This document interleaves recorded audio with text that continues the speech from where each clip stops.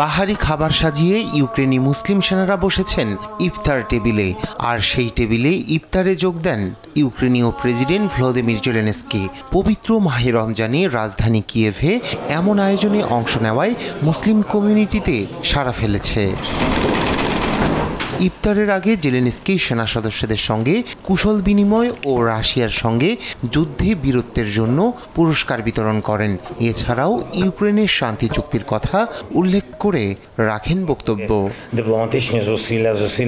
এবছরের মাহে রমজানে গুরুত্বপূর্ণ কূটনীতিক আলোচনা হয়েছে, যার উদ্দেশ্য শুধু ইউক্রেনে শান্তি ফেরানো। মুসলিম দেশ আমাদের জায়গা করে দিয়েছে আলোচনা করার এবং সাহায্য করেছে তা সফল করতে। ইফতারে সেনাদের পাশাপাশি উপস্থিত ছিলেন ক্রিমিয়ার প্রধান মুফতি আইদার রুস্তেমভ। তিনি বাস্তব জীবনে রমজানের ফজিলত ও গুরুত্ব সম্পর্কে আলোকপাত করেন। আমরা সবসময় বলেছি, ভেতরের শত্রুকে পরাজিত না করে বাইরের শত্রুকে পরাজিত করা যায় না। রমজানের মূল্যবোধ রয়েছে, ধৈর্য, লড়াই ও বিজয়ের প্রতীক বহন করে রমজান ও ইফতার।